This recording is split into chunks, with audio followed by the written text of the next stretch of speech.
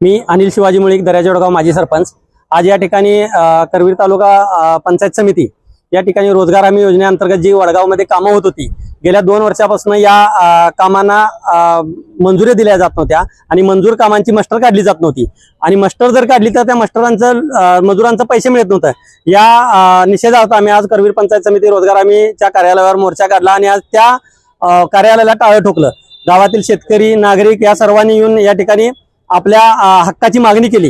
ही रोजगार हमी योजना 1971-72 साली महाराष्ट्राचे माजी मुख्यमंत्री वसंतराव नाईक यांनी ग्रामीण भागातील शेतकरी नागरिक जगला पाहिजे, त्यांना रोजगार मिळाला पाहिजे, त्यांना खायला धान्य मिळाले पाहिजे, हा दृष्टिकोन ठेवून ही योजना राबवली। आणि या महाराष्ट्रातच, या कोल्हापूर जिल्ह्यातच ही योजना राबवल्यानंतर ह्या देशाने त्या काळी ती योजना घेतली आणि सर्व देशभर ही योजना लागू केली आणि त्या माध्यमातून ही योजना चालू आहे। पण आज महाराष्ट्रातील कोल्हापूर जिल्ह्यात, राजा शाहू महाराजांच्या कोल्हापूर जिल्ह्यात ही योजना गटांगळ्या खायला, ही योजना बंद आहे।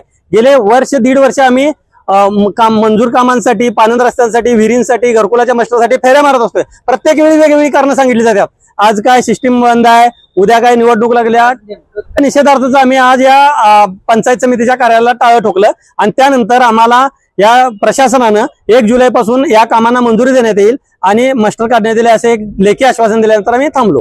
आणि यानंतर 1 जुलै नंतर जर काम नाही चालू झालं, नाही मस्टर मिळालं, तर आज आम्ही रोजगार आम्ही एक विभाग बंद केलाय, एका विभागाला टाळं ठोकलंय, उद्या पंचायत समितीला टाळं ठोकणार।